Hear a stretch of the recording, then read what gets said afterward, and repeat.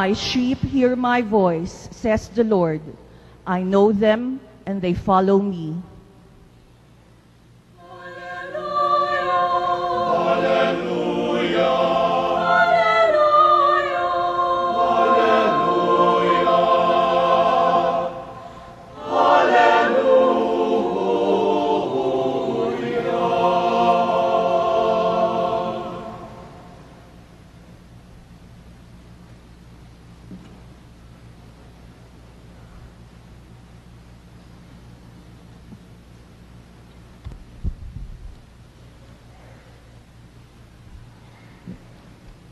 The Lord be with you.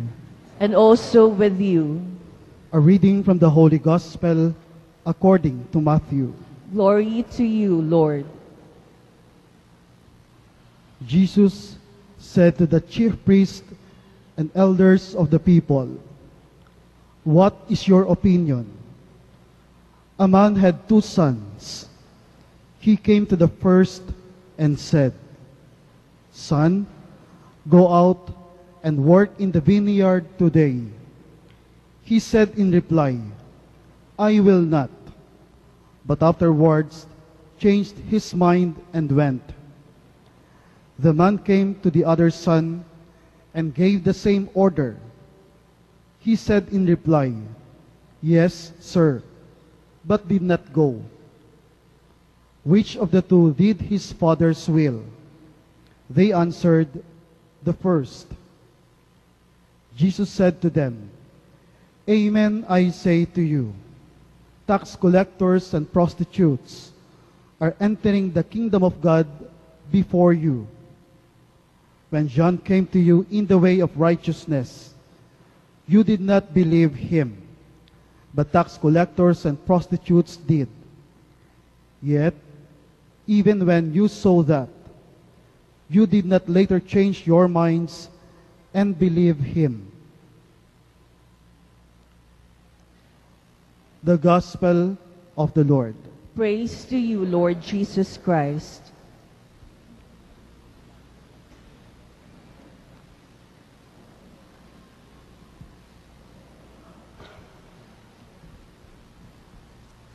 Good morning, everyone. Palakpakan po natin ng Diyos. Isang gandang umaga. Sa mga nanonood sa kanilang television, itinatanong siguro nyo kung nasaan parte ng Pilipinas tayo. Kami po ay nasa tapat ng Manila Zoo. Pero hindi po mga zoo ang nandito. Mga magagandang tao. Thank you to Father Benji, Our Lady of the Assumption Parish. That particular gospel reminded me of the story of the priest and the taxi driver who died at the same time. The taxi driver, the moment he died, straight to heaven. Nag-complain ang pare. Sabi niya, "Saint Peter, why I still have to stay in the purgatory? I'm a priest for 50 years. Sabi ni Saint Peter, "I have an explanation for that." Kasi itong taxi driver na ito, nung nagda-drive, reckless ito. Dahil natatakot ang mga pasahero, pagkatapos sumakay, diretso sa simbahan, sa baklaran, nagdadasal. Tapos yun daw naman pare, pagka ikay nagmimisa, inaantok ang mga tao, ayaw na uling magsimba, kaya sa purgatory ka. So anyway, nakakatuwang isipin, pero in today's gospel, ang sabi ni Jesus, "I came here not for the righteous, but for the sinners, prostitutes, and tax collectors." Napakasarap isipin yan na ang ating Diyos ay makasalanan. Kaya bawal sa simbahan ang hindi makasalanan. Kaya minsan, hindi ko na rin itinataka, hindi na rin ako nagtataka. Kasi tanong ako bakit kaya kung sino pa ang mga nagsisimba, siya pa ang numero unong chismosa? Hindi na rin ako nagtataka kung bakit sino ang simba ng simba, sila naman ang napakatatapang. Alam mo, that was the comment I received from a very close relative of mine. Sabi niya,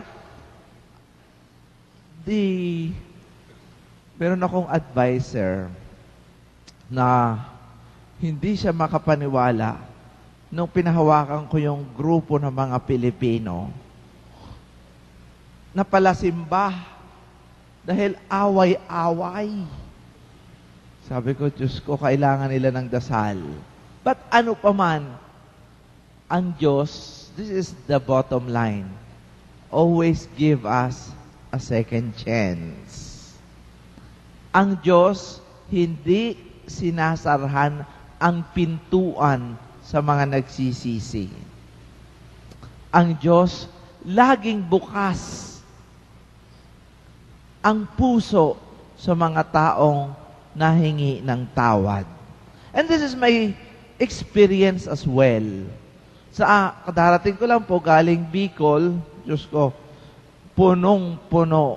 Ako yung nanenervyos nang bumalik ng Bicol dahil tuwi po akong magmimisa doon. Sabi ko, baka hindi na ako makabalik sa dami ng nagsisimba.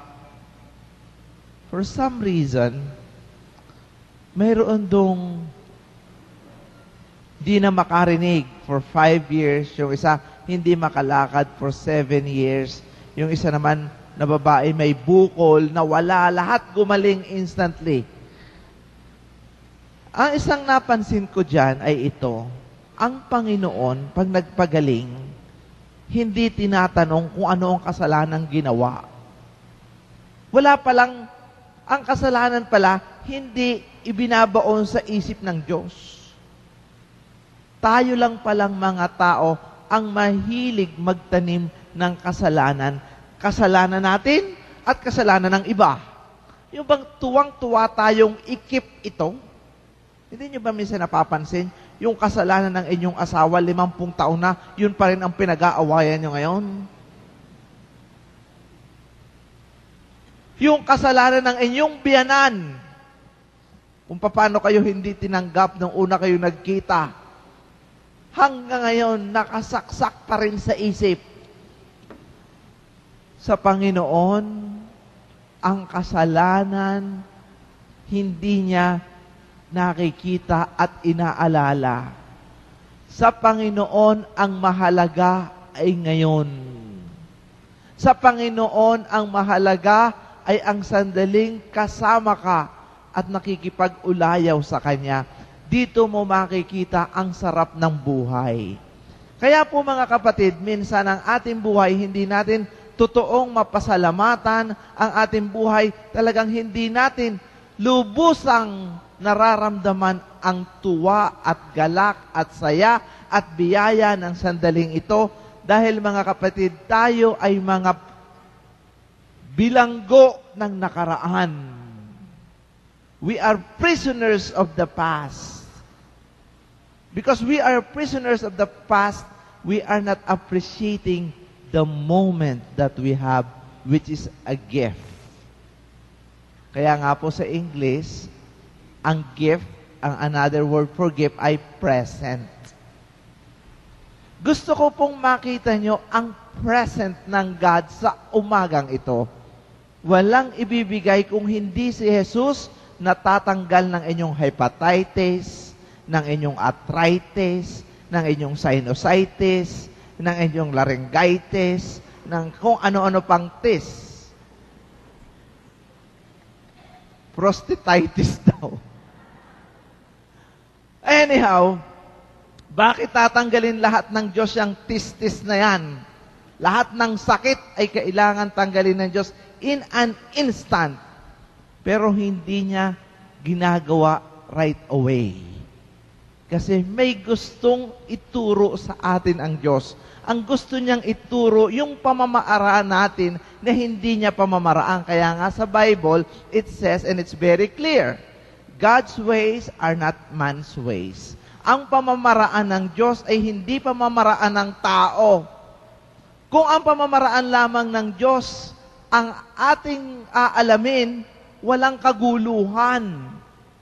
Walang samaan ng loob, wala pong